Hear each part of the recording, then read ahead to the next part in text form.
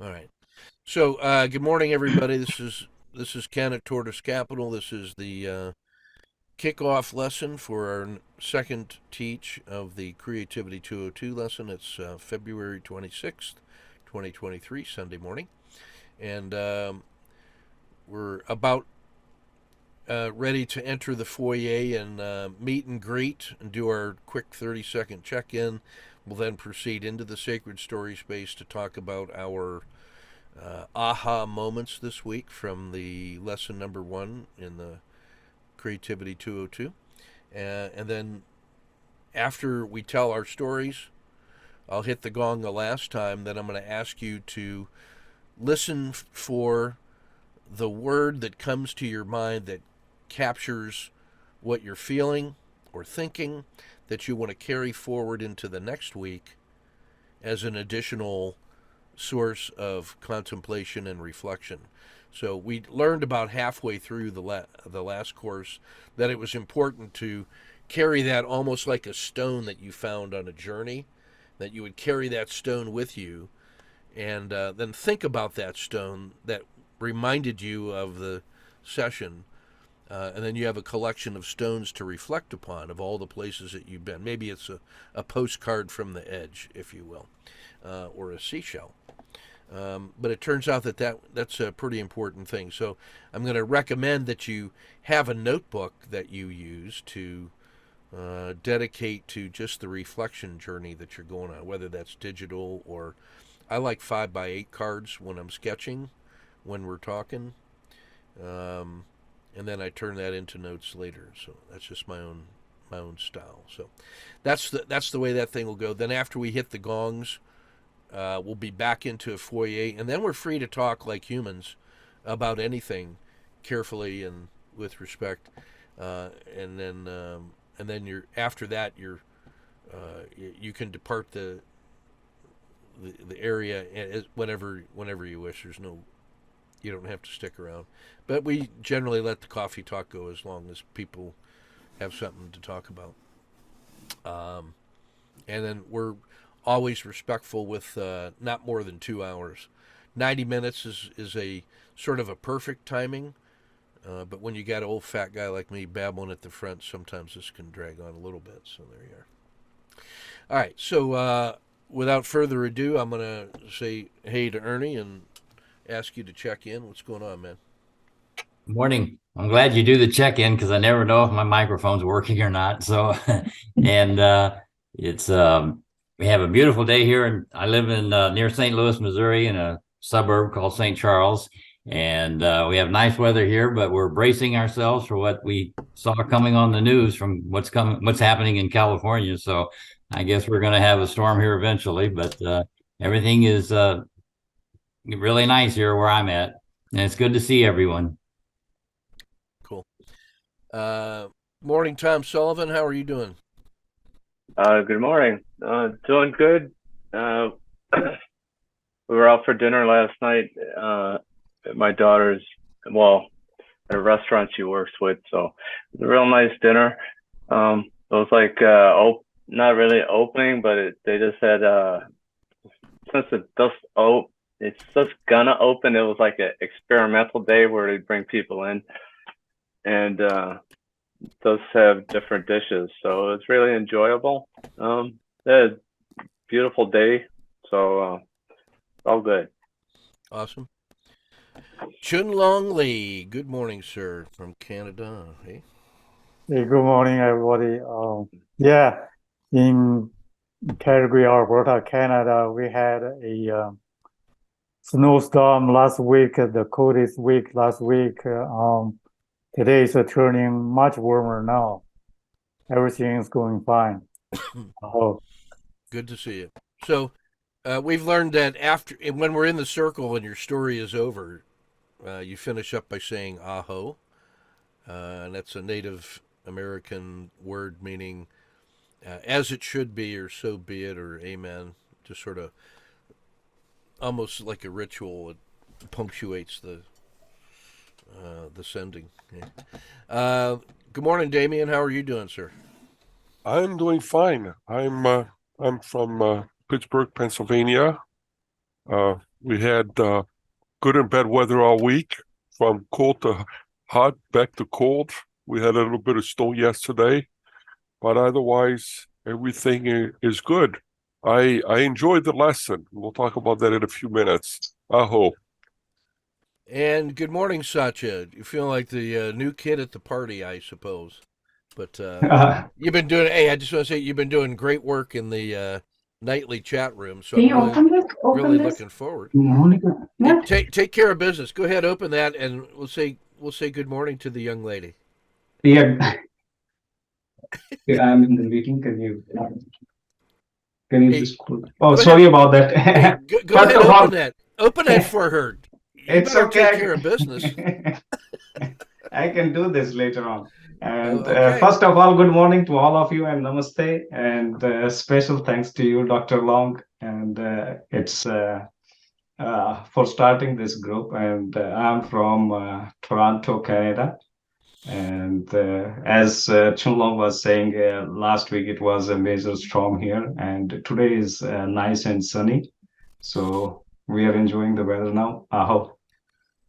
Well, I may be needing your services up in Toronto here in the near future. The girls in the family are all planning a trip to Toronto for my sister-in-law's 60th birthday.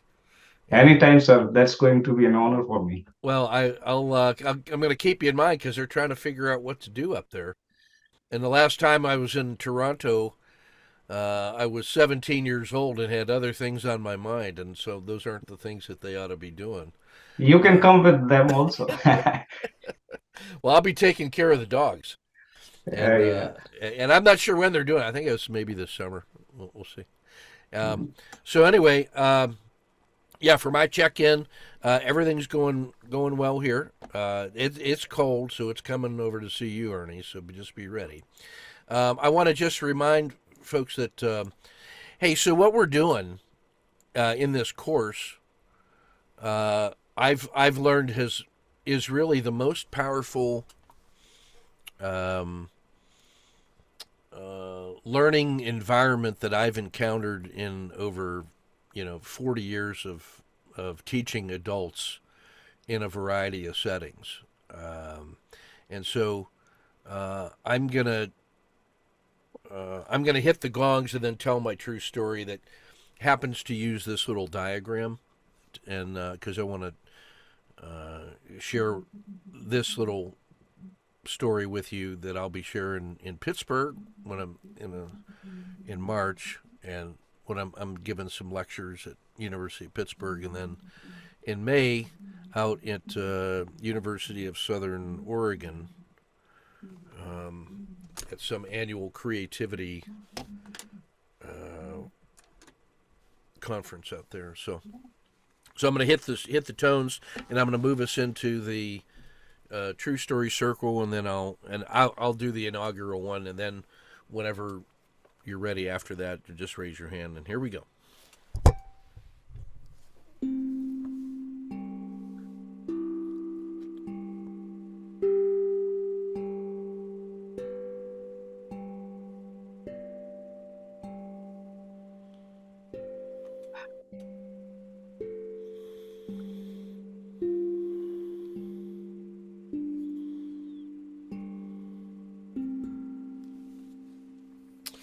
Yeah, so this week, my story is about getting back to the roots of creativity in life and remembering who all the role models were and all that. And it's going to be a story that I tell in Pittsburgh and in Oregon, and as part of this Danish leadership project I'm working with about creativity and the teaching of creativity in the professions, and it has everything to do with getting back to the original creativity that's baked into the cake.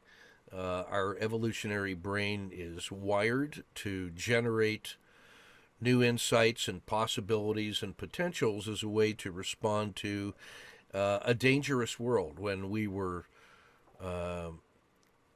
not the largest, strongest, fastest, bravest animal, but a collection of little scared mammals on the plains of Africa. And what we had going for us was an adaptive brain that could look for clever solutions to pressures and challenges. And we had the ability to communicate our ideas to each other in stories. And opposable thumbs, we had those. And the ability to band together as a tribe. And on the basis of that thin edge, we've moved to the top of the food chain.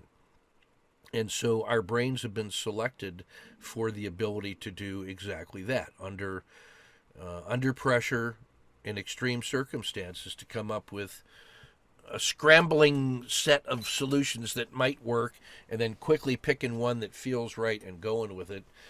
And that's baked into the cake. Now, we should feel confident that that's true for all of us as members of that species, but we don't, because we've seen so many ideas that didn't work, or we've been educated in formal schooling in the West to not trust our feelings and to go with the school solution, and that there is always some kind of right answer, and that if you're not right, you're 100% wrong. And that has served to act as an inhibitor to our natural, free-flowing creativity. Now, there's something important about socialization that, we've grown up having to abide by rules and agreements and so forth for the good of the tribe, and we've learned what's permissible or not. And we've learned somehow to find ways to express our creativity in socially acceptable ways. But there's an awful lot more capacity in us than we remember. And, we've set aside the fun and games of youth to become serious adults.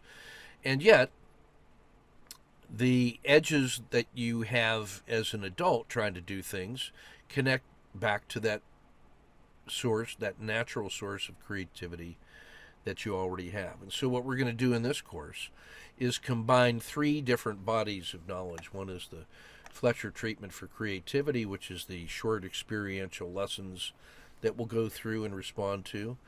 We'll go through my trading lessons, which are meant to be complementary most of the time to some of the ideas that come from Fletcher, and that's to help you approach our tortoise trading body of knowledge in new and fresh ways, while you're especially creative.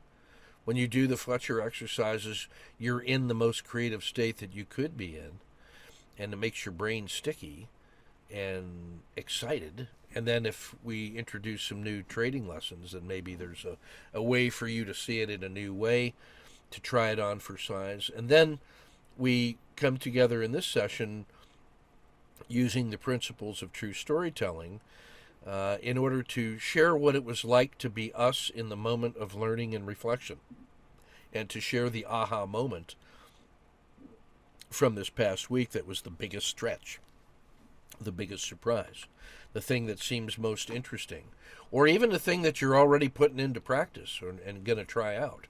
So it's the act of telling that story truthfully about your spontaneous, surprising, creative moment. The act of sharing that in a true story circle adds another component to learning. When you try to say what it is that you mean so that other people can understand it, it puts you into a new mode of thinking. And that act of telling the story will often surprise you with new insights, much like I've had a couple already this morning that I'll be able to use in Pittsburgh. We call that presentational knowledge, and that's the third part of this learning triad, that when you bring those three things together with good intentions, you generate what I call the maximum sustainable rate of learning. Because you get new insights and you put them into practice and you sustain the ones that work and you start a new cycle. And like a long road march, you just keep taking those steps in the standard way, doing routine things routinely. And part of that routine is to set aside high priority time for you to engage in thinking in new ways. Unleashing the stories that are inside you, doing deep listening to other stories, telling the truth as best you can.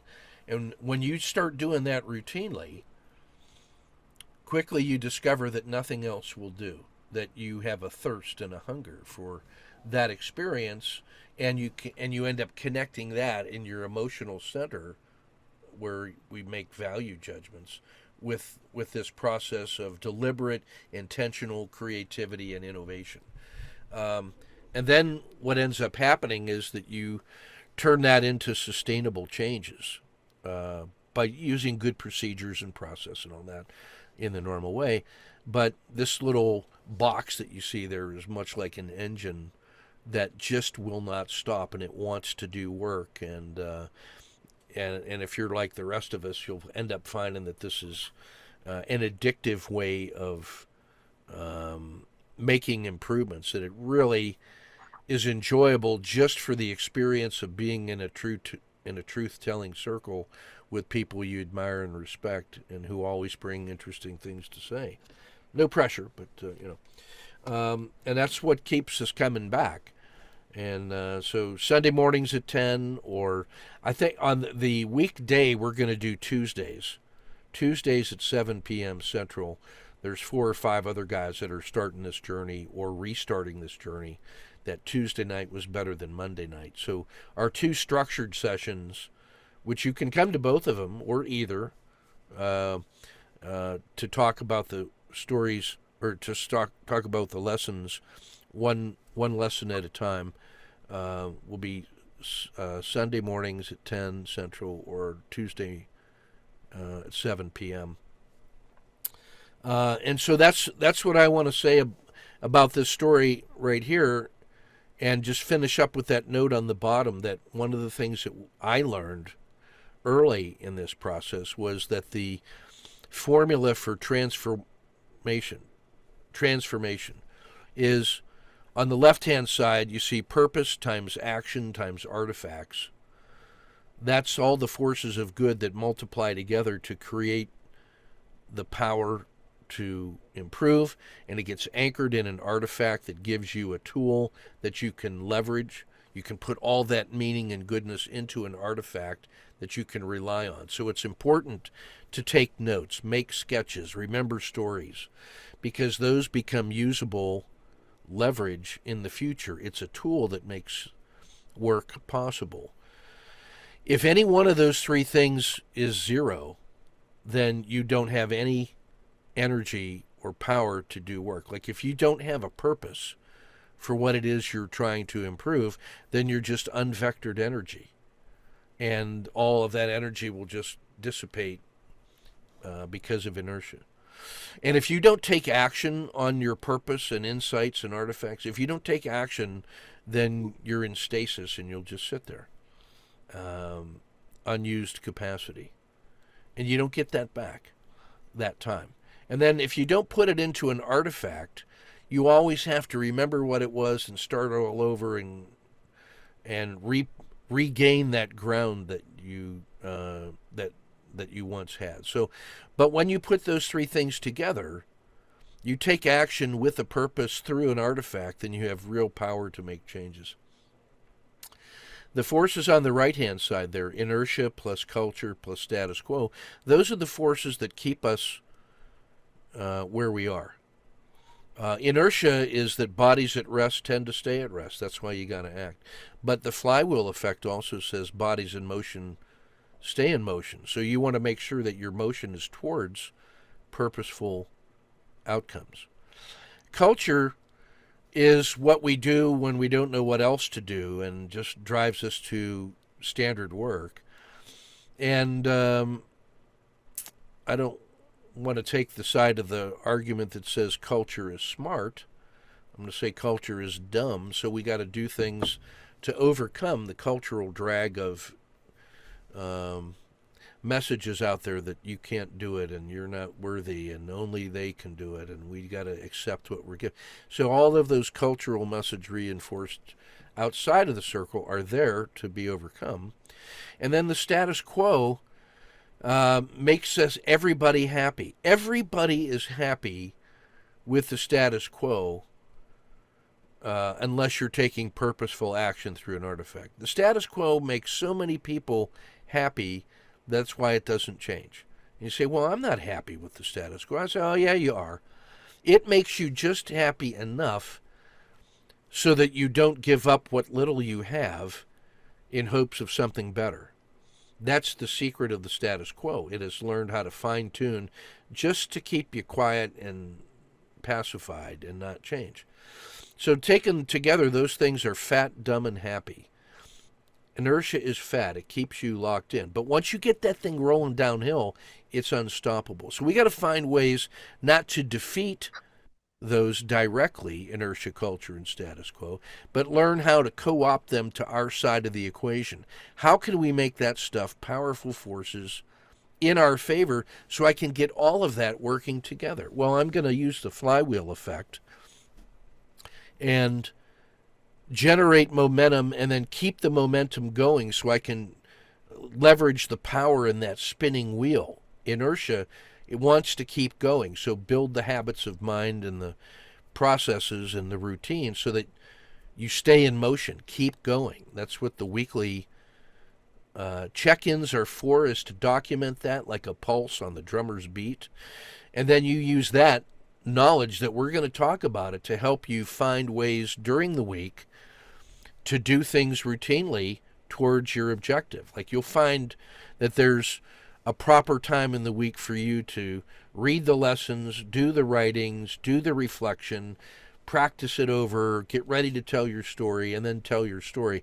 There's almost a little production line of goodness that you'll find a way to do those things when it's time so that you can do the work and be satisfied that you're doing it. Culture, all we've got to do is, through our agreements, to decide how we're going to be in our circle and in our group and in the world, and make those changes and just do that. And then the things that you do replace the things you used to do, and the culture is strengthened and supportive. And then the status quo, we're going to use the ratchet effect and the power of continuous improvement to keep moving up that hill and locking in the goodness. And maybe the artifact is nothing but a wedge that you put in, that you make an effort, you move the thing a little, and the artifact is the wedge that you put in to keep it from backsliding. Or it's the protection you put in as a mountain climber to keep from falling and keep going up that hill. So we're going to turn those fat, dumb, and happy things into powerful forces for transformation. I want to be a jolly old soul on the journey towards my vision and my purpose. And that's how we're going to do that. We're not going to fight those things, but we're going to transform them, inertia, culture, and status quo. We're going to transform those through the power of our purpose, action, and artifact. And the rest of it is just details. If you hold that formula in mind, then you'll find the way to leverage natural forces and get on with the work. So I'm invigorated just thinking about it. You know, up until the moment, I say, God, am I really going to do this again?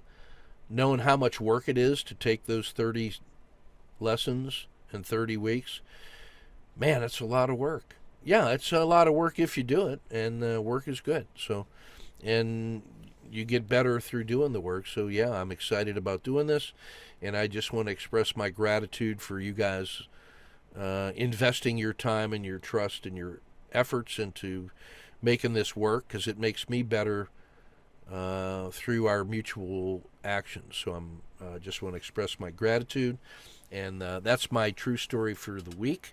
And I just can't wait to get going, and I can't wait to hear what you guys are up to. So here we go. Aho.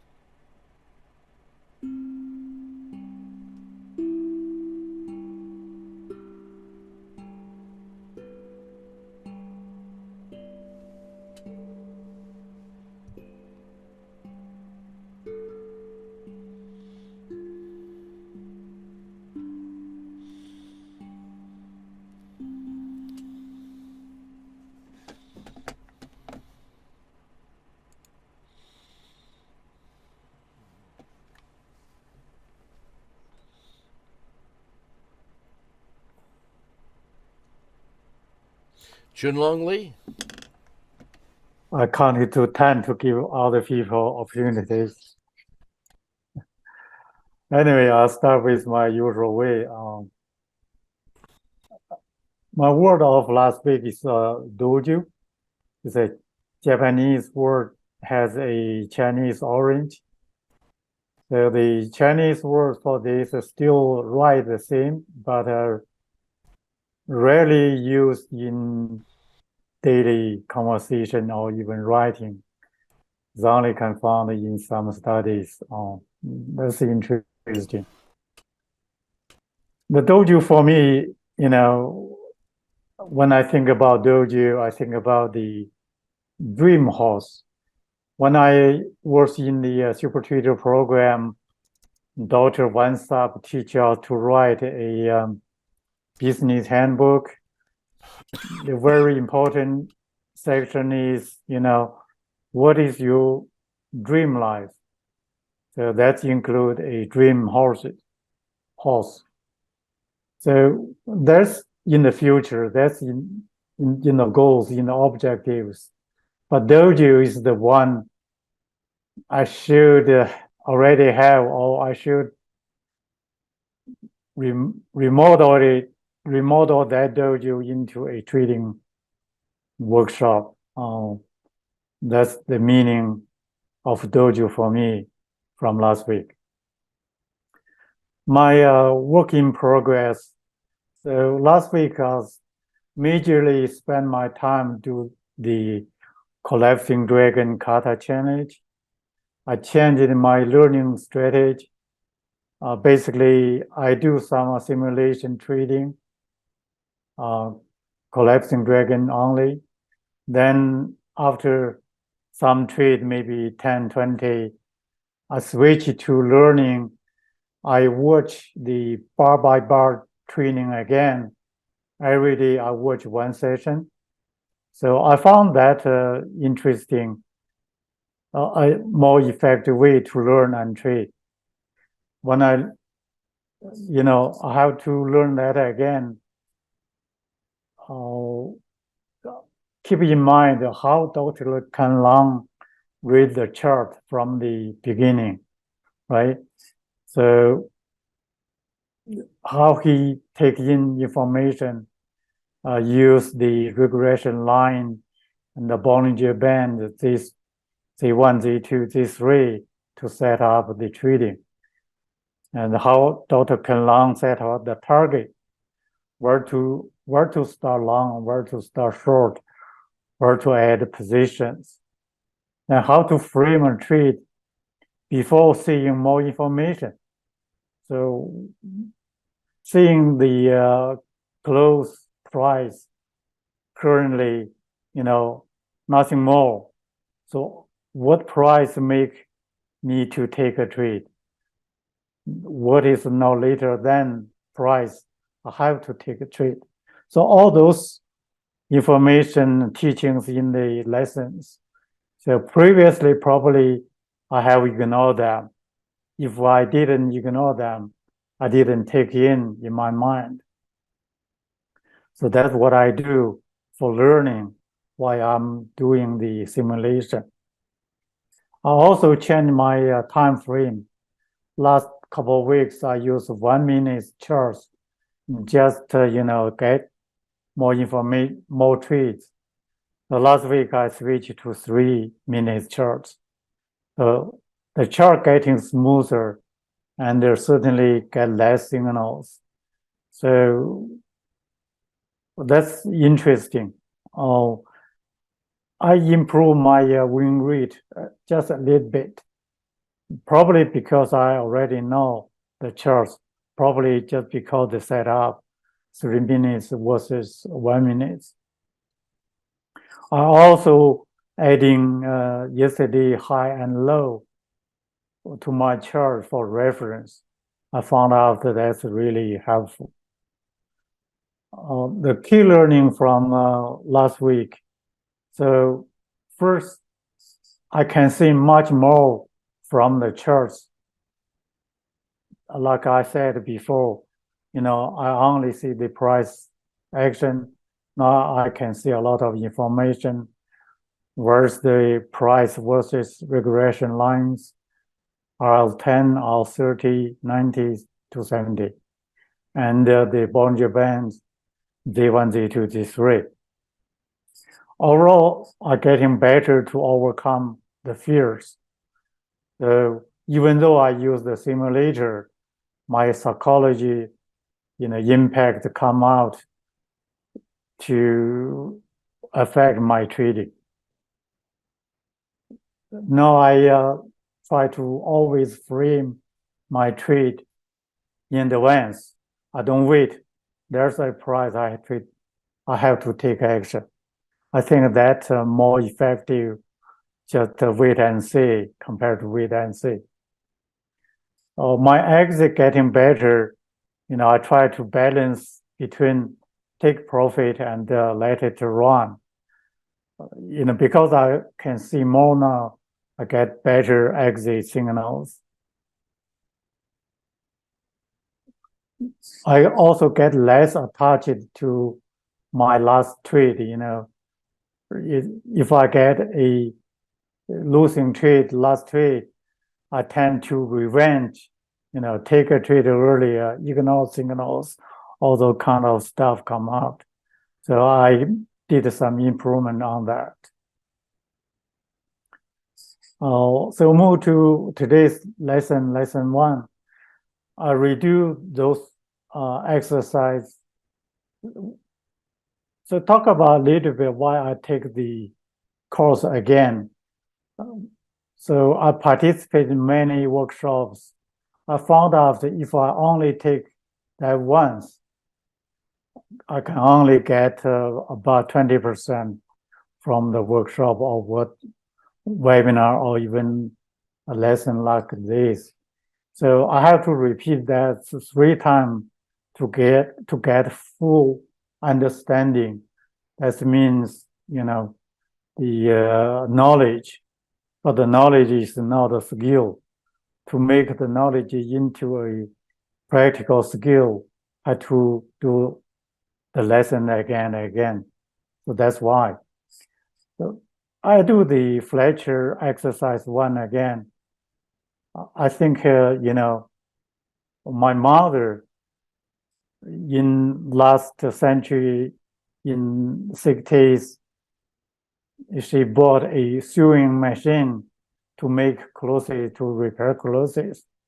That's really something individual because, we are poor in a poor village in a remote area. So she invested in the high-tech tools to reduce cost, to increase productivity. That's extremely individual for her to do that. Fletcher exercise 2, I actually think about is really hard what I did differently in my teenagers. So I thought my teenagers were very common, nothing surprise, so nothing different. But I think, so it made me think hard. So then I realized what I did differently in my junior high and senior high. I rehearse lessons, rehearse exercise, rehearse answers. That rehearsal make me getting much better grades. That's what I did. I think rehearsal is one key action in the trading. That's a lesson. That's exercise 2. Then the trader's exercise. I tend to fight more. That means take early signal or even no signal. Just take a trade for trading itself. Once I take a trade, I move into flight mode. The same thing is, I want to take a quick profit or even close the trade with no loss position. Just won't get out. That's the fly mode. I don't let the trade run getting more. I realized that. So I have to overcome that. I did some, grab my palm, try to remember some code. I think I still need to do that more. Just even realize I try to fly from the tree, help me to overcome the fears, getting better in trading. That's the today lesson exercise. So my plan for next week, I will continue my kata challenge. Probably next week I'll still do the collapsing dragon, just adding some something extra more to realize what other pattern emerge, what pattern I can take, and try to finish the bye training. Right now, I'm on lesson 11, finished lesson 11. There are 30 more lessons. Probably will take me 3 weeks to finish that. So within the next week, I will continue to do collapsing dragon, then SSC, then emerging dragon. Take the other patterns entry signal as my signal to exit. Probably that's a good exercise just to remember to read the chart better. That is, I hope.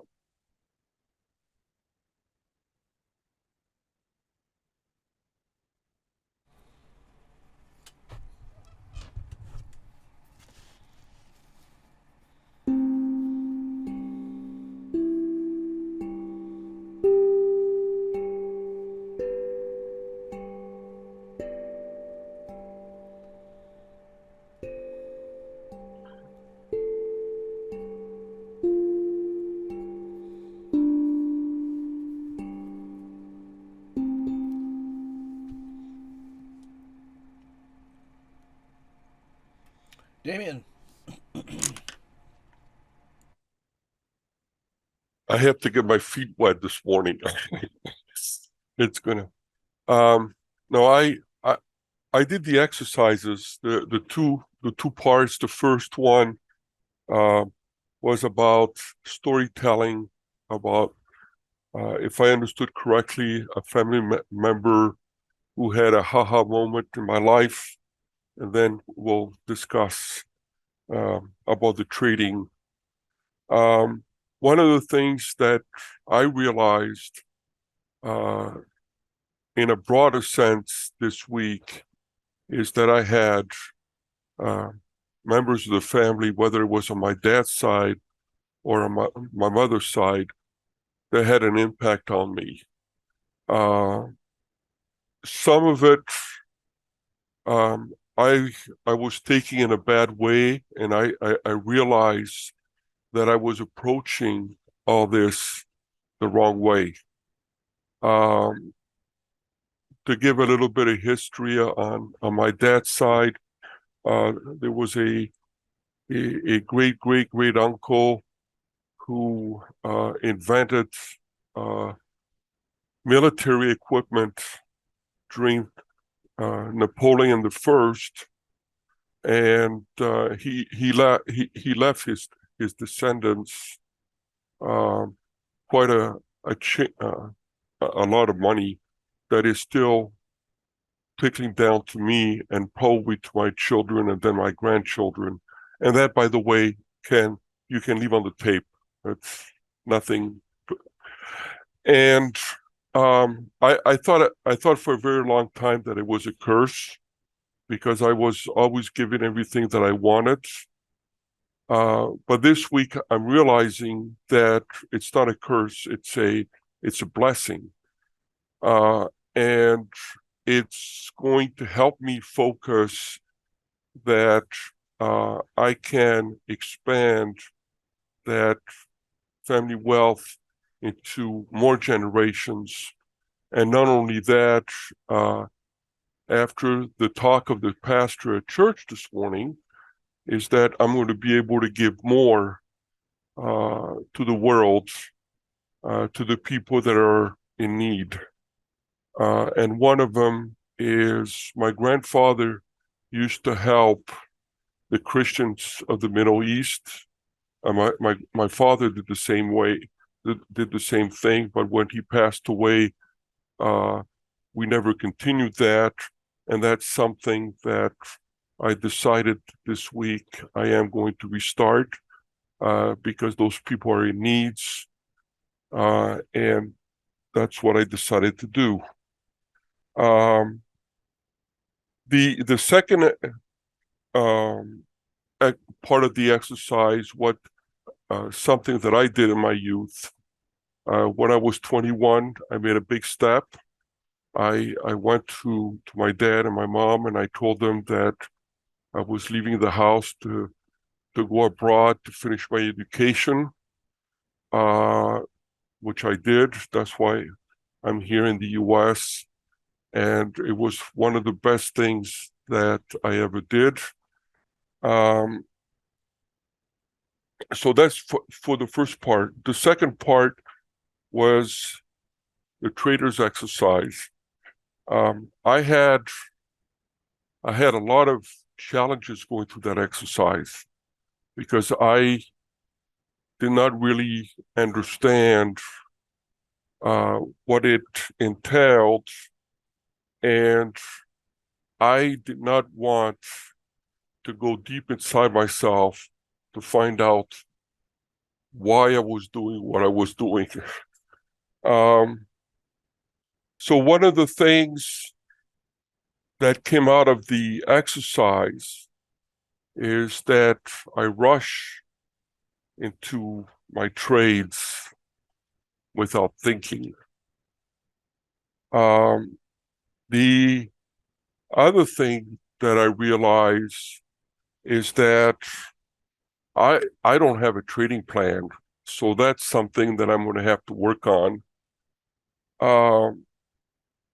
The other thing that I realize is I get into a trade not knowing why I get into a trade, and then a few seconds later, it's panic on board. What do I do? Do I stay in? Do I stay out? 99% of the time, I get out of it too quickly, and 99% of the time, I stay too long when it goes against me because I have a bias, and I say to myself, "This is going to work, Damien." And by the time I realize it's not going to work, I'm down a lot of R's. So that's something that I have to work on.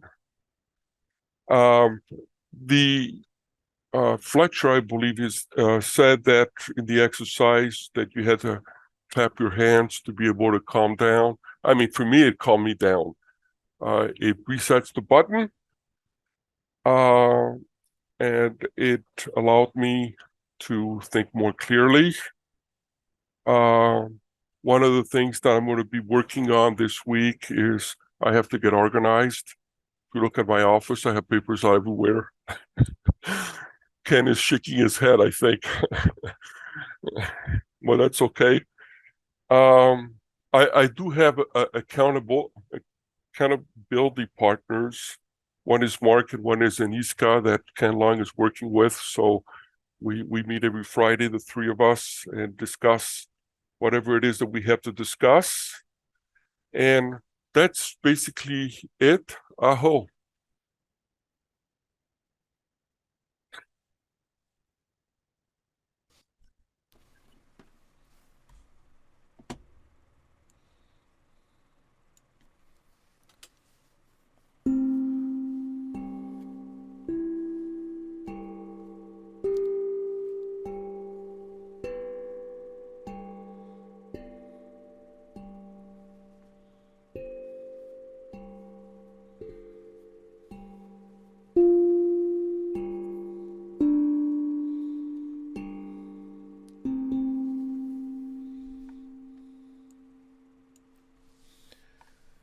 Tom.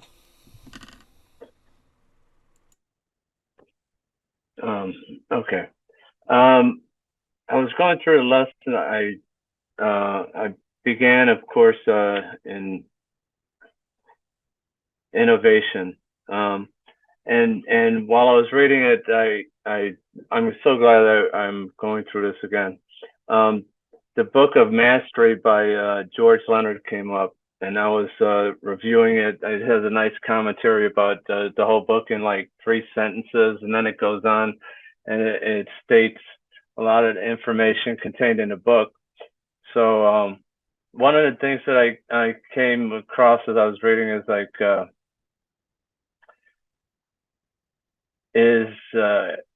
start with something simple, and that really stuck with me because that's something I haven't done.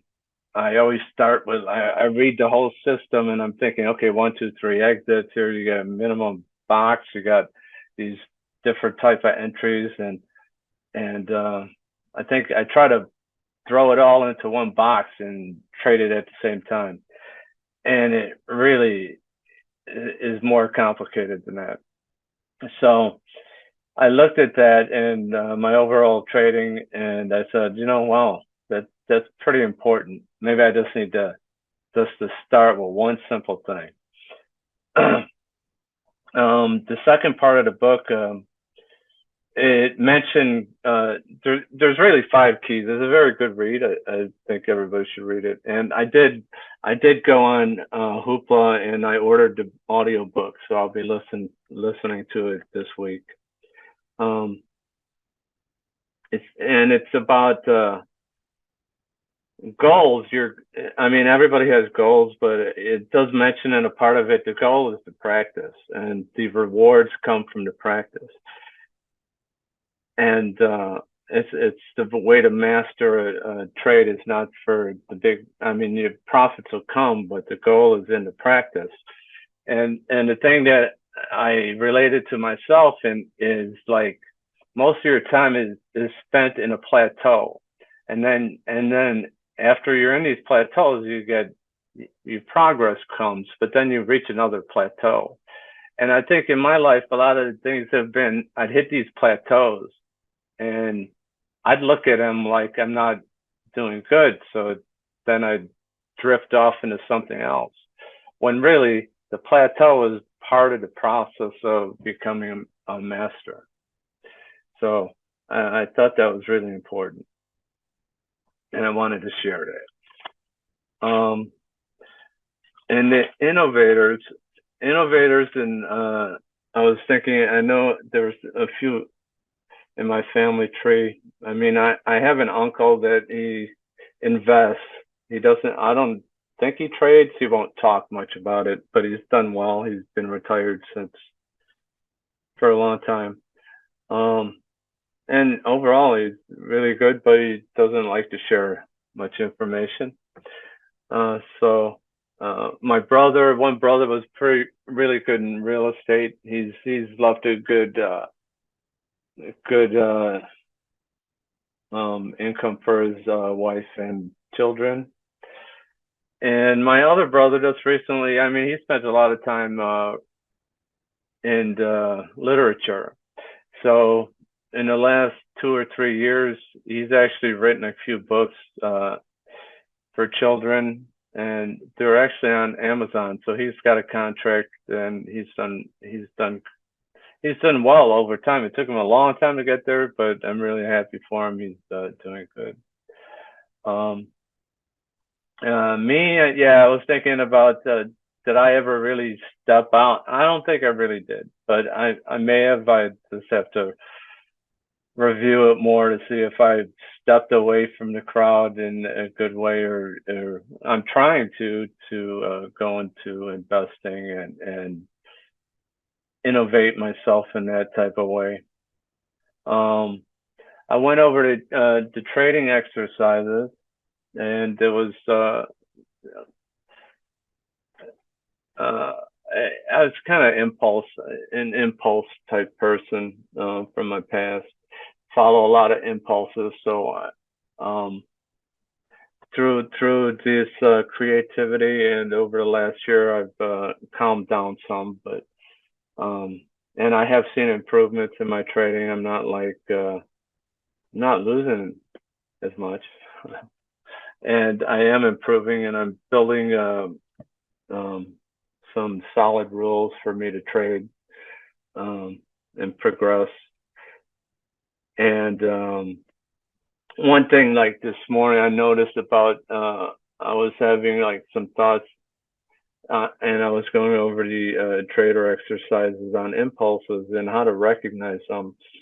And one thing that happened, like this last few days, and I guess I could use it as an impulse, was like I was gonna go get gas at a gas station, and getting low on gas, and for whatever reason I didn't stop the other day.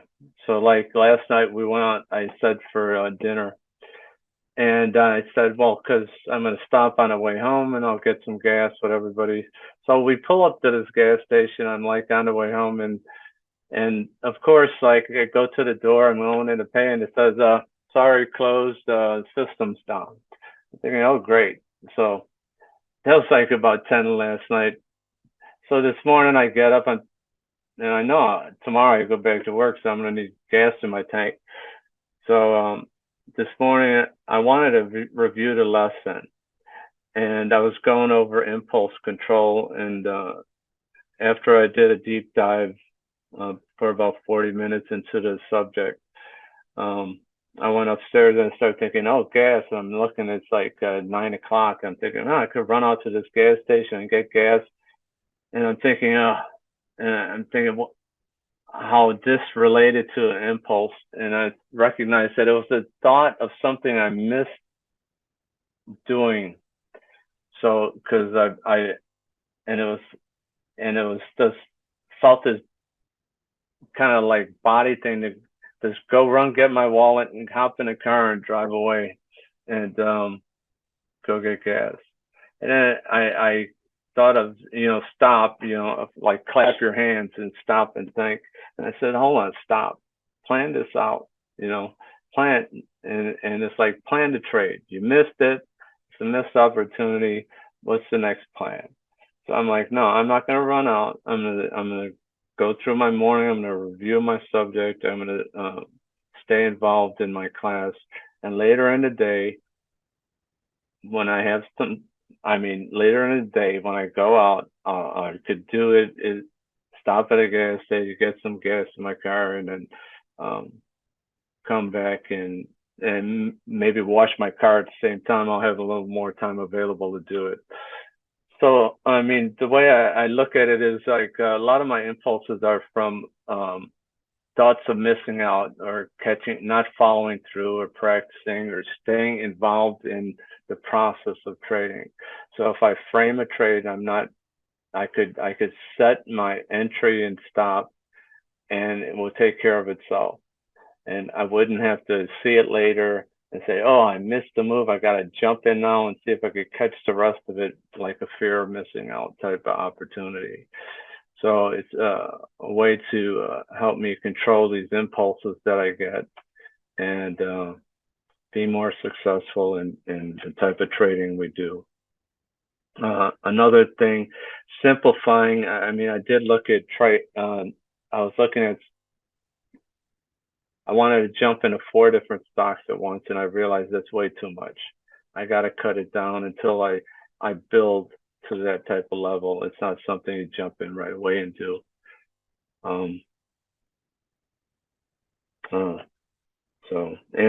My accountability partner, one of them's here, it's Ernie. I think it's great. He brings up some brilliant information and things to do. I hope.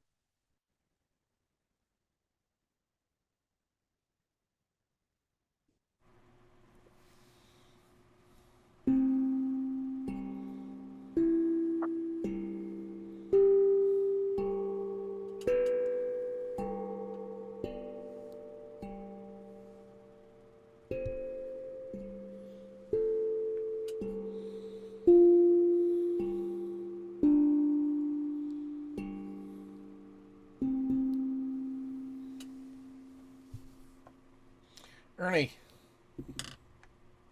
Well, good morning again. I was glad to have an opportunity to catch the beginning of this. Whenever I went through the creativity course last time, I missed the very beginning. And in all honesty, I wasn't going to do it. Well, I was torn. I wanted to do it, but at the same time, it's like, well, I have so many things that I want to do. And this is going to be 30 weeks long. Do I really want to get involved in that? And I think, and so I missed about the first 4 lessons, I think. But Tom Hardison was taking it, and I had talked to him a little bit, been sending him emails and different things.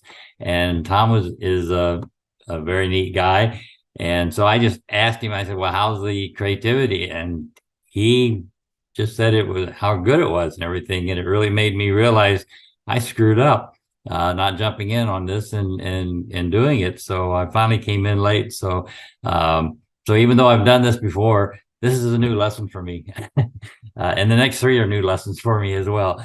So anyway, I'm glad to, and I'm grateful to have the opportunity to make this right and do this, and also to meet new people and make new friends. So it's a wonderful opportunity. I'm really fortunate to have the family that I have and the ancestors that I have. I mean, I don't really know them, but I guess the 2 people that are important in my life is my mom and her mother, my grandmother. And there was one night that we had a gathering, and there were a group of kids, and we were, grandma was taking care of us, and then she was just talking about the past and everything. And then she was talking about growing up.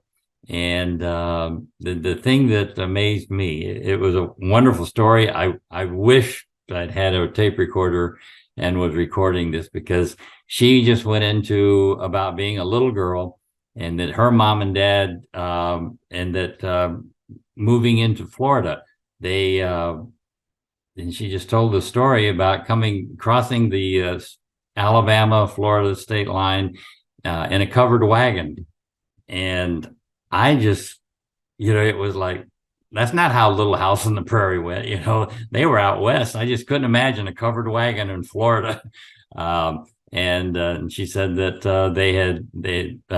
her dad had bought property in Northwest Florida, and they just put everything into a covered wagon and had the horses, and that's how she went to her home, and that's how she moved to Florida. And it was to me, it was an amazing story, and it just didn't register, Florida beaches, and I just couldn't imagine. I wanted to say, well, were there Indians? And then, naturally there are Indians, and the Seminoles in Florida, but I was being a smart butt, and but she my grandmother was very special, as well as my mom, in raising me, and I just talk about the sacrifices that they made as young people. It's amazing. So, but I still marvel at her telling me about those things. And then whenever when we first went to Florida as a little guy, we moved from California and moved to Florida, and my mother and my stepfather at the time kind of dropped me and the dog off at my great grandparents' farm, the farm where my grandma grew up. And it was, and I stayed there for the longest time. I think I was about maybe 4 or 5 years old. And and then they moved on and went to Pensacola, and they were trying, they were looking for work and trying to get established, and dropped me and the dog off to, so that they could have time to get their life in order. So I got to spend time with my great grandmother and my great grandfather, who always worked, and my great grandfather was always taking care of the farm, and it was a monstrous job.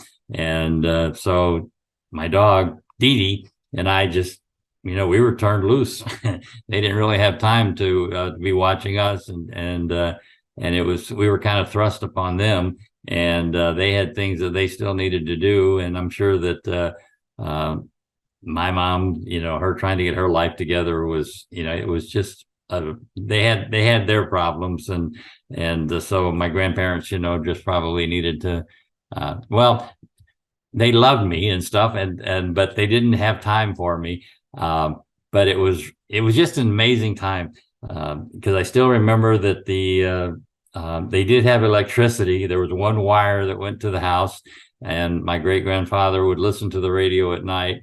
But we had kerosene lanterns, and the house that he built, the living room and the kitchen, I still remember this, is that it was like on one side, and then there were like two other rooms on the other side, where the bedrooms were. And then there was this really wide, it was an open area. It was like a hallway thing, but it was open on both ends, like whenever you came into the house, you walked up the stairs, and then you had this long hallway that went through, and then there were stairs in the back, and all that was open. So there was no doorway. That wasn't, it was just a roof over it. And then the rooms were on the side. But there was one morning where I came out, there was also no bathrooms. There was you went to the outhouse outside. So I woke up one morning, and so I, go out the door and into that hallway, and there was a mountain lion that was on the other end. And I froze. I just remember seeing that, I think they called it was a bobcat in Florida. I don't know. Not really. We didn't have mountains in Florida, but it was a bobcat. And so I froze, and I'm looking at that thing. Well, my great grandmother comes out, just grabs me by the, collar and picks me up, and then tells tells this bobcat to shoot. And I thought I was going to be breakfast for that thing. But my great grandmother was not afraid.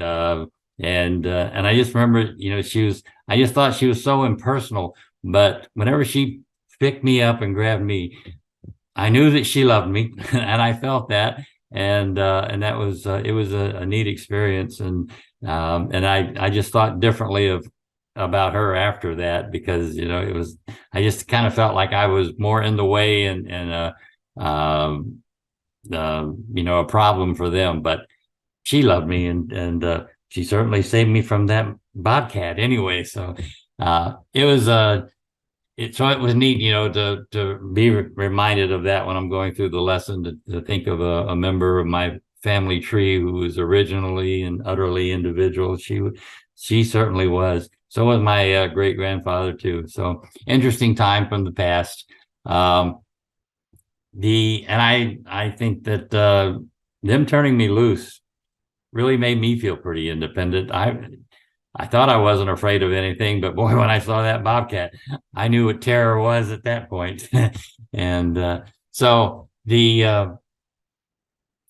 have really enjoyed the experience with the tortoise community. It's been an amazing thing to me, and I really have gotten very comfortable. I made a decision that a decision of trust, I think, that been part of the community for a number of years now, and I've really gotten to the point that I guess faith is what I think I'm trying to come up with. That I really have faith in what Ken's trying to do, and it's gone beyond investing, and I think that's where I'm seeing how worthwhile all of this is. Another member, Eddie, had in a creativity session, he was talking about all these lessons of investment that we're learning, and that he talked about the epiphany that he came up with was that this wasn't just about investing, this was about life. And that's been one of the, for me to have come to realize that and now accept it, it's really made a difference for me. I'm really, I wasn't part of the Van Tharp Institute. That for me, Ken is my Van Tharp. So in all honesty, when I first read about it, I don't want to say cult, but it almost seemed like it in a way. And I thought, well, I didn't need that. And that was years ago. And so I was really surprised once I got into this, that the influence that the Van Tharp has had. And so I'm going to have to admit that I wish I hadn't had those feelings, 15, 20 years ago when I first discovered that, and to realize now that what I missed, and I wonder what a difference that would have made in my life while I was working and things, that I really missed something there. So that'll be one of my regrets in life, but life continues. And so Van Tharp has passed away, but I have Ken. So I'm going to put that onto him. And I hope to be a part of this for a number of years, because I'm on this journey and others have taken it, and it's been a wonderful experience for them. So now I'm very comfortable about the journey that I'm doing. So that's kind of neat. And then what I'm doing, as far as my plans, I really done. I started the program with Griff and Phil Wu. I felt like that has resonated with me. That taking the Takata challenge, doing one thing at a time, and I realized that I needed to do enjoy the journey, but also be aware that journey is a number of steps, and that take that first step, the second step, and all that. So that's the approach that I've decided to take, and I'm enjoying that. They are amazing. Everyone who's doing something, Jeff Boccaccio, and Bill Scheit, all these different people, they all have amazing approaches. And so it's like, well, what approach do I want to take? And so I decided to do this, and I'm doing this with Damien. So I think I'm excited to start that. I think we do that. We start on Tuesday. And so that'll be a neat adventure to do. And so that's the approach that I'm going to take. I decided to commit to that. And I fought accountability partnership for the longest time. So Tom and Dan Blum are helping me do that. So I think they're great. They really got great ideas and stuff. And so listening to them, we had our first little session. Well, Tom and I met once, and then so we've met a few times, and that's going very well. And it's not really about it's about listening, and I think that's the important thing that I'm getting out of that, doing this accountability. And then the other thing that I'm really getting out of it is that I know that on Saturday at 2:00, I got to be ready to say something, and not so. I can't just say something. I have to be doing something. And it's really easy to say that I'm going to, work on my investing, and I'm going to do this week. And then something comes up. And so it's like, well, then I'll do that next week. Well, with an accountability partner, I have to do something this week, because Tom and Dan are, they're going to be expecting me to say, well, we've done that. What we did was we came up with a plan that we're going to talk about. What were our wins? What were our losses? And what are we going to do to fix things?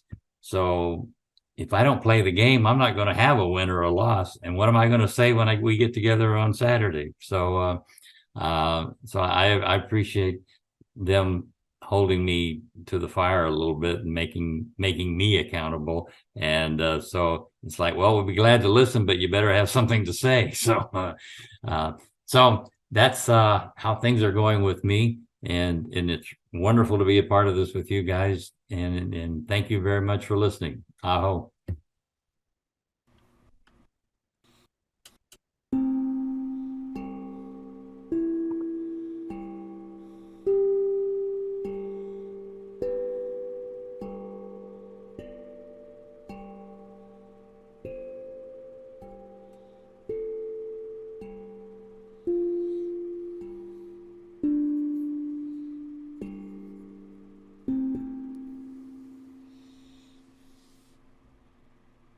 Satya.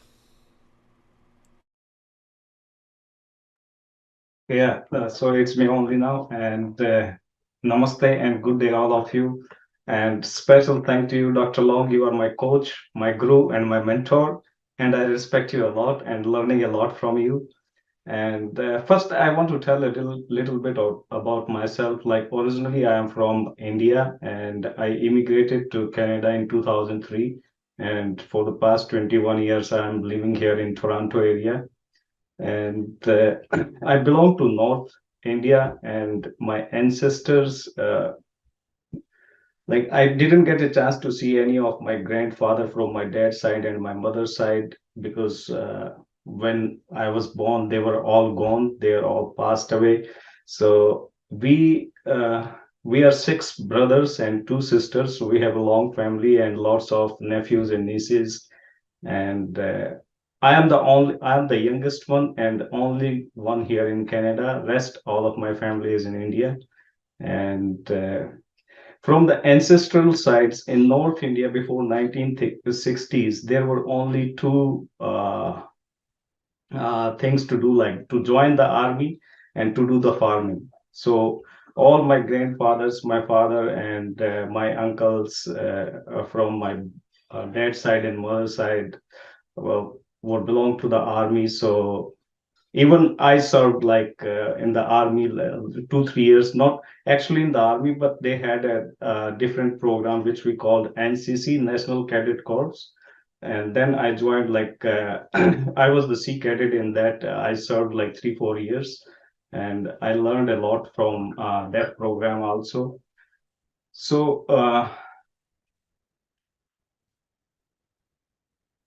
my grandparents, I do not know much about them, but my father served in the freedom program, INA, Indian National Army, and he just get out of like despite my his parents advice that don't go and join that program, but he was, I think, at 16 or 17 years of age at that time, and then he left to Delhi, and from Delhi to Rangoon, and Rangoon to Singapore and to Japan, and he get to meet with Subhash Chandra Bose, who was the organizer and founder of Indian military army. And there he gave him the title of like captain, and he gave him a little group to fight against the British army, and they fought like a couple of different places. And in the 1945, that time the army was collapsing, and he contacted the Subhash Chandra Bose, and they like run away from that field, and they come from the fields through the Himalayas, and a little bit of that time, like the Afghan area and all that stuff. And during that time, they used to fight like the guerrilla. They developed this skill, guerrilla fighters, and they survived themselves. And he came back home like after 5 6 years, survived all that stuff. And during the 1947, India became independent. And during this partition between India and Pakistan, we lost most of our land on the other side of the Indian at the border of Pakistan, and then uh, India and Pakistan border. So but we had like 60 70 acres of land left in the Indian side, where that was not fruitful, but the other side was very fruitful. So after leaving this INA, my father decided to go for the farming, and the land was not fruitful. There was a big river, but that was like 6 7 kilometers away. So they were not getting the water to the fields. So my father contacted the local authorities there, and they planned to dig a canal like 5 6 kilometers long. And he collected villagers from like different like nearby villages, and they started digging this canal, and they go for like 7-8 kilometers in length, and they connected it from the both sides. So it took them around 1.5 years, but it was around like 4 or 5 feet deep, uh, and like 15 to 20 feet wide. So it was enough to give the water to all of the nearby fields, and they start growing oranges there, and it was very, very fruitful. And in that village, they like all the old guys that still remember my dad. But I wasn't able to spend much time with my dad also, because when I was 4 years old, he passed away due to heart attack. And I spent much of my time with my brothers and my mother. My mother is still alive. She is above 90 and in perfect health. And she taught me very good lessons. So though she never went to school, but she learned a lot from the experiences. So I learned a lot from her. And the childhood, I remember when I was in the seventh grade, one of our math teachers, he used to give us like very complex math problems. And one day he gave us a 10th standard algebra problem, and was thinking that no one is going to solve this problem. But after a little hustle bustle, I solved that problem, and he was very happy at that moment, and he selected me as the class representative from then onwards, and also asked me to stay an hour long after the school to help the other kids who wants to like develop this skill to solve the mathematical problems. And from there, I developed like this couple of skills, like cooperating with other kids and students, and responsibility, taking more responsibility, and a little bit of leadership as I was representing the class. So, and that was the ancestral on my side. And on the trading side, I'm developing this oh, I'm a fighter. I'm belong to the fighters, and it's that's all in my blood and genes. But when I was doing this paper trading, I was doing very good. I'm taking all this from the beginning, OR3 range and SSCs and CADA 2s and CDs. And I was doing very good. And for the past couple of weeks, I started playing with real money.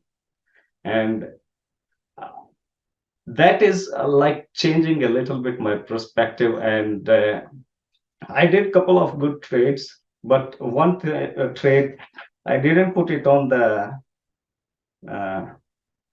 on the regular base camp, but I want to show here that's Tesla Tesla trade. It has, so I took so many trades and lose like couple of hours, like 5-6 hours, and then I spent like around 2-3 hours. Like, why did I took this trade, and why I was taking so many trades? So I printed this out, and I'm keeping it on my desk all the time, that I'm not going to repeat the same mistakes again. And I read this chart like 15-20 minutes every day. So that is giving me a lot of confidence not to make more mistakes. And for this, yeah, this is all thing. Like, Aho.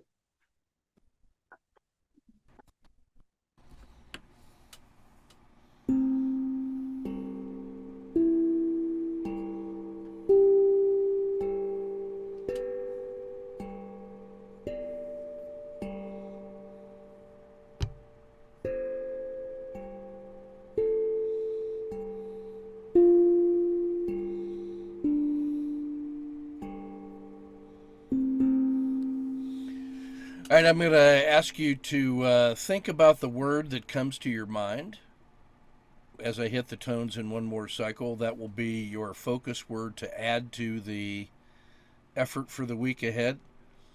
You should have a page in your journal with that word on top of it with the date, and that's going to be one of the things that you got to incorporate somehow into your into the pathways that you have ahead. You know, I don't care whether you're going to get in a covered wagon for parts unknown, or decide that what we're going to do is dig a 7-kilometer irrigation ditch 5 feet wide and 5 feet deep. That's a lot of cubic yards of earth to move. So you got to start digging, but you also better have a plan. So don't confuse activity with results, is what I would say on that. It takes both. So really well done. So I'm going to hit the tones and think of the words. Think of the word that comes to your mind to focus for the week ahead. So here we go.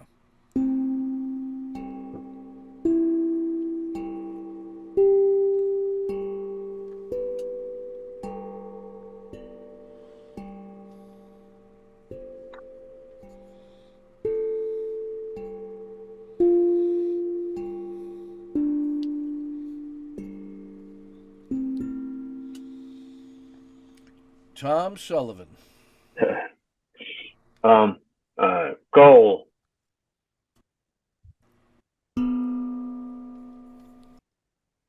Jun Long. Mastery.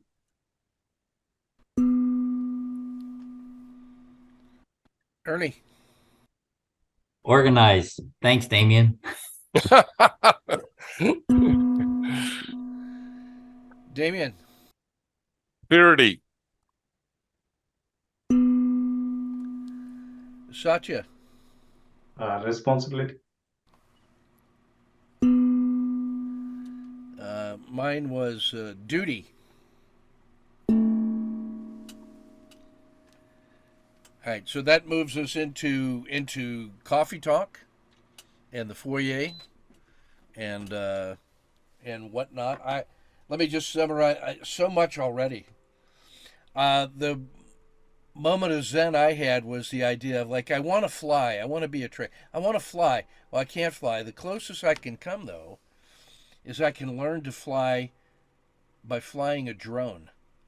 But I can do that safely, because if it crashes, I can replace that. So that's my R. And now I can just learn carefully to take off and land, entry and exit. Everything else in the middle is just management in the usual way, and go places and see things. But entry and exit is takeoff and landing. The landing is more important than the takeoff. Takeoff, you just hit the gas, go. So just go. The landing is everything. And then the management of the trade is everything to approach the landing. So practice that a lot. I remember sitting with my dad watching the Air National Guard shooting landings over Greater Pittsburgh Airport. They would just practice takeoff and land, just hitting that. The stuff in the middle didn't matter. That was just mission. So the drone allows you to experience all that at a carefully managed price, and then you just learn how to feel your way through it, and you're learning touch with a load on. And that's the difference between simulations and paper trading and trading. It's the difference between lightning and the lightning bug.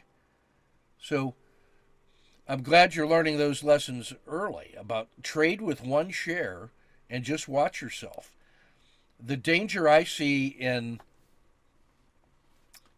cult-like belief is that, well, I'm going to do all this prep work thinking about trading, make myself perfect, and then just go trade. To me, the first time that you put the first trade on, you're introducing a new variable of the reality of real money and objectivity, and you better be, you need to be ready for that. And the best way to be ready for that is to do it a lot. I believe that the ball is the best teacher in soccer, and turning wood on a lathe and carefully carve is the best teacher in the wood shop. And so you gotta Watch your finger. You only get 10 fingers. Don't cut your fingers off. Pay attention. So the drone, as a model for learning, learn to fly a drone. It wouldn't hurt you to just buy a drone and learn how to fly that thing and practice takeoff and landings, and notice yourself learning how to land the drone. Just practice that and then incorporate that into your trading. It's the same thing. It's harder to learn to land a drone than it is to exit a trade properly, for crying out loud. But it's about learning the touch, in my mind. And then I want to say, who are you trading for? What is your purpose? Who are you in service to? The power of a duty of service to others. Think of Satya's father. He wasn't digging that irrigation channel for himself. And it took more than himself to get that thing done. But without him, that doesn't get dug. The power of a duty of service to others cannot be overestimated. How do you change the world?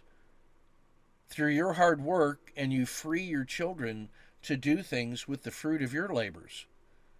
So you're paying it forward. And who are your children? It's all the people that follow you and are, you decide how to empower people through your hard work. And when you commit to that, that gives that sense of duty to others, allows you to find the energy to do the grind. Ernie's grandparents running a farm.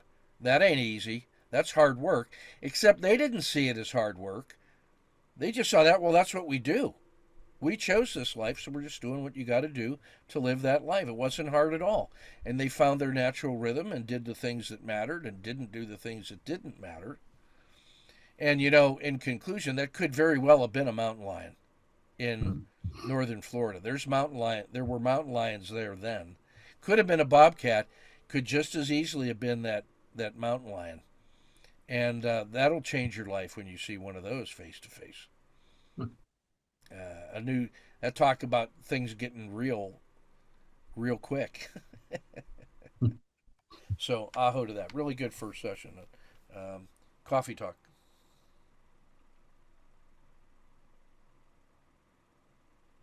Are you asking if somebody wants to If do you want coffee to. talk? Yeah, if you want to. Well, we still follow the rules of the talking stick. When I'm done talking, okay, Damien, you got the stick. No, I mean, I don't know if it's really a talk. It's I'm asking you, Ken, and I think it can benefit all of us from some professional advice on what I discussed earlier. What is the best way to put together a trading plan? The reason why I'm asking the question is I've seen so many trading plans out there outside of your, the Ken Thorpe organization Yep. that now I am so confused. I know I need one, but I don't know how to put it together and then how to implement it. And the biggest hurdle that I have is, I know, like you say on the videos that I watch, that before you take a trade, you have to know how to put it together. But how in my mind, I'm having difficulty of understanding the concept, since I don't know what the market is going to do. I don't know if it's going to go up. I don't know if it's going to down, and so on. So I don't know if it's something that you can answer in 2 minutes. Probably not. Yes, but maybe you can maybe you can just direct me in the right direction. Yeah. I can tell you exactly what the market is going to do. It's going to go up or down or sideways. Now that we got that out of the way, that's exactly what it's going to do every time. Now, how far could it go? Well, we're starting with the proposition that we can find compound critical states when the market has a higher probability than normal of making a larger than normal move in either direction in a short period of time. So it's like microwave popcorn just before it starts popping. It's been in the microwave cooking for 40 seconds, and I know that sometime in the next 5 seconds, that thing's going to start popping hard, or there's something wrong, or it's not really popcorn, but it's popcorn. And I just don't know which exact second, but when it goes, it's going to go. And the first couple times it goes, there's more coming until the whole bag is done. Now, how much popcorn is in the bag? Well, you can study how much it popped in previous iterations, and you can put descriptive statistics so we can estimate how much popcorn is in the bag. Statistics tell you that with enough fidelity that you can just get past that and say, well, here's how far it could, here's how far a normal bag of popcorn will pop. How much farther than that can it go? Well, you tell me. You tell me in the future what is the largest move that thing is ever going to make. Okay, well, okay, you can't do that, so I don't know. I know that it could go a normal distance, and then I know what Z1, Z2, and Z3 are, so you don't need to know more than that to estimate how far it could go in that period of time. Done. So I want to just start with the thing. My job is not to do anything other than find the things that are the most likely to do the most work in the shortest period of time. What do those things look like? It looks like the sniper, the compound critical state, on any time frame. Done in one. That's my plan. Find sniper targets and then trade them safely. That's my trading plan every day. That was 38 seconds. Now, how do I start? Start with the principles of the Kata challenge. Pick either EWZ or DIA, or take a look at the last, just hold off on picking a target. Watch 2 weeks of the Nightly Strategy podcasts. Look at the 300 sniper trades of the day that I've posted in the last 8 months. What symbols am I trading? Start with those. Trade them on 3-minute bars. Document your trade. Pick a pattern and go for it. So there's your trading plan. You're trading time for learning.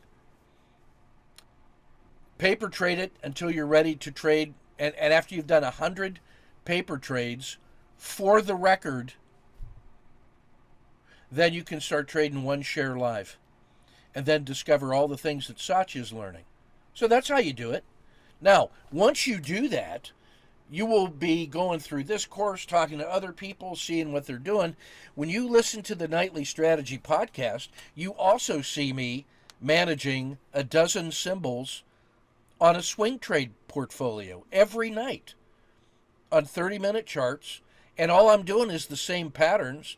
And the only thing different between swing trading on 30-minute charts and day trading on 3-minute charts is the damn overnight gap.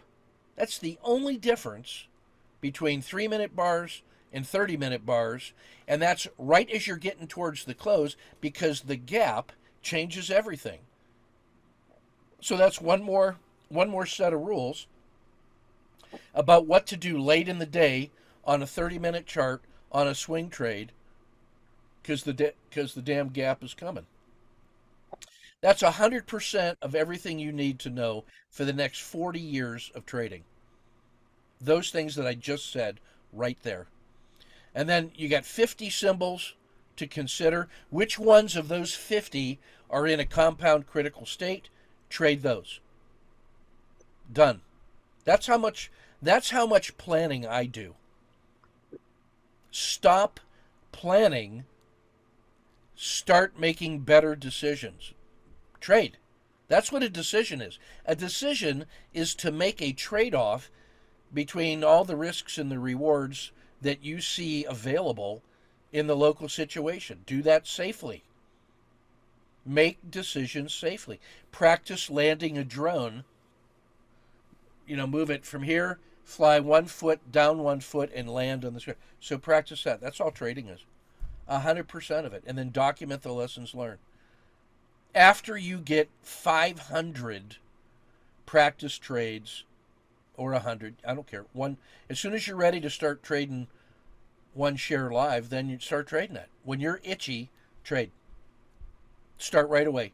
Because the longer you postpone that decision, the more you have invested in the danger of being wrong. And your mind knows that. Your gut knows that.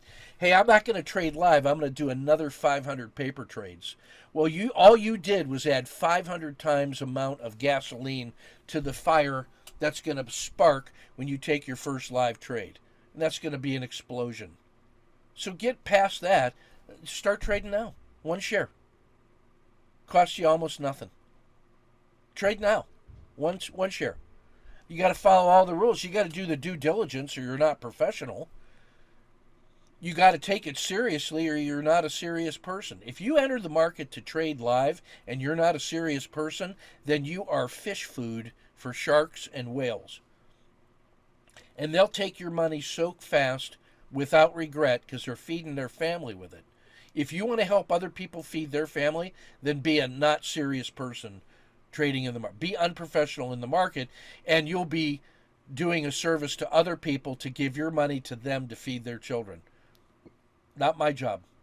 Not my job. Feed my children. Then feed other people's children with money that I earn.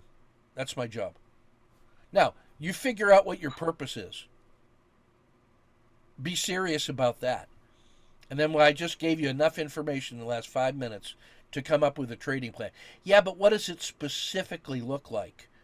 All right, go into the chat room and get Griff Cooper's Kata 2 trading rules, or just ask him, he'll send it to you. Take a look at the standard questions for framing, how to frame a trade. It asks you a series of 7 questions. What do you see? Which way do you want to trade? Which way could it go? How far could it go? Where would you move to no lose plus dinner for 2? And then the rest of it is just responding to the feel of the market and managing the science project. You see me do that every single night for the last year on camera with the sniper trading. Just do that. And then the bar by bar workshop is how you do that internalized, and I'll give you access to that for free because you're taking on this challenge. I'll send that to you next. Done. I don't want to interrupt you, but I believe I already have that part of my arsenal. There you are. Yeah. Well, there you are. And then you don't even have to wait a minute in between bars to make some decisions, and you can hear me guiding people through how to do live framing with an open position. That's all there is. It's just that. I get, sometimes when I'm recording those sniper trades of the day, I just feel like, God damn, they got to be bored with this stuff. I keep saying the same thing every night. All I'm doing is the same thing every night. You be the judge of whether that's the result you want. And learn from what I'm doing or not doing, or why did you do it this way, and how can I do that, and I see it this way, you see it that way, and now that's what you do. You learn by trading going forward, and your plan is what is simply the next thing that you're trying to do, and that's written in pencil, and it's adaptive and adjusting. That's all it is. Don't get fixated on the trading plan. Yeah, that thing is very elusive. Hey, how does a master woodworker go into the wood shop every day and make beautiful things and doesn't cut his own hand off? That's his work. That's his woodworking plan. Do you think that thing is a 50-page document? Or is that knowledge resident in his head, heart, gut, hands, and feet with a few simple things? Don't cut your hand off. Respect power tools. Put the OSHA big international yellow box around the workspace and nothing else goes in there. That's the sacred space of work. But protect yourself because that's power tools. and get on with the work. Start with carving one bowl. Carve one bowl. Repeat. Keep carving bowls. And then the rest of it becomes natural. So But that's the short answer. yeah, but you basically answered my question, and the way I would reply is, because of the bad habits that I have, I'm overcomplicating things. Yep. And what you just said is keep it simple, stupid. That's the way, I don't like the word stupid. Now, Well, in that case, we'll change. I'll find here's why. another meaning for the yes then. I just keep it simple. I don't even need the word stupid in there. Now, Yeah, keep it simple. You're listen, right. listen. Here's the difference between ignorant and stupid. Ignorant means you just don't know. Right now, I just don't know right now. I'm ignorant of that fact or how to do things. I'm just ignorant. Stupid means incapable of learning. Now, how could I be stupid? Two ways. I'm at the natural limit of my DNA's ability to learn more things. First of all, that's impossible. Or the second one is I'm making a deliberate intention to persist in behaviors that are provably wrong, but I'm not going to change my behavior based on evidence. Refusal to learn is stupid. That is a very special quality that only some people have. That's a choice. You could choose to be stupid. Ignorance is not a choice. It's just that's where you are on your journey, and a task came along, and nothing in your experience or education or advice prepared you to answer that. You just didn't know. Okay. So you don't have to be right. You just can't stay wrong too long. And so keep it simple. Take one step. Listen, the world is so dynamic, and it moves around anyway. The things that are constant is where you are, which is moving, and where you want to go, which is moving. And so each next step is an improvement on where you were and where you're going. So a step in any direction, it actually turns out, is motion and energy and the flywheel effect. Each step leads to another step, and you just got to vector into where your goal is. That's all. So I would just say keep it simple, but don't be stupid. Start accepting where you are and moving on. Listen to Master Shi on the 5 impediments to walking up the hill. It's a lesson that we'll get to in this course. But just find Master Shi and the 5 impediments. Let it rain. Recognize where you are. Accept and acknowledge. Inquire. That's creativity. And then non-identification with that. You are not where you are, or the location, or what you were. Mm-hmm. Non-identity with the problem. It's just rain. So let it rain, and listen to him about climbing to the top of the mountain. That's all there is to it. It's one foot after another, and persistence and will, and grinding. In my view, I'm just telling you about what I know from climbing mountains. I'm not saying I don't know how many roads there are up. I only know the ones that I've been on. I've heard other people talk about different ways. All I can do is report on what I'm doing and act like a Sherpa. So that's the Sherpa culture. So I hold all that. Well, thank you. Appreciate it. I have us at 11:59, so that's we have 1 minute till the magic 2-hour point, and I'm ready to check out. I got to go eat some brunch with the girls here, and 2 hours is sort of our time commitment. I'm happy to leave the room open if you guys need to talk to each other and whatnot.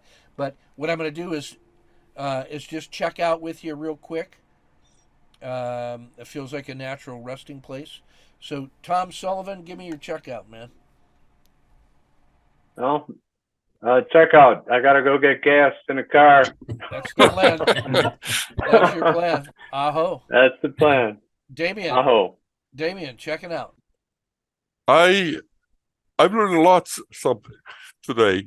One of the main things that I've learned is I have to keep my life simple. Yeah. So that's the aha moment of today. Aho. Chun Long. Check out with gratitude to prepare some food for my family. Feed my family. Nice. Ernie. I'm going to check out and say it's really great to be with you guys, and it's so nice to be with Damien and Satya, and I'm glad you guys are a part of the group, and having Tom and Chun Long continuing the journey with me is exciting. Thank you. And Satya. And what I say, thank you to be part of this group, and I really enjoyed and learned a lot. And just it's lunchtime for us too. And sir, Dr. Long, please, when your family comes in here, please let me know. It will be an honor for me. Yeah, my name's Ken, by the way. Yes, sir, you can. But in our culture, I respect your choice. yes. My name is Ken, but you're free to call me anything but late. Just don't call me late for dinner. And I'll call remember, you Ken on forward. Yeah. Yeah. So what I'll do here in my checkout, I'll get this recorded and posted. I'm going to drop it into the course. I'm going to have an activity or a lesson that'll just start documenting the new cohort, and we'll get that moving. And then Tuesday night, the other guys, my brother and Luke, they're all worth listening to, and I would not be offended if you guys listen to that stuff, and just to hear how that thing goes, it's always amazing. You get some real good traders in there that have also been through this, so I think you'll enjoy that, and you're welcome to join too. It's just you manage your time and you have freedom to do so. So that's all I got. You guys take good care, and I'll get this published and posted, and we'll see you on the high ground. Take care. Thank you. You have a nice week. Bye-bye. Take Bye-bye. care. You too. Bye bye.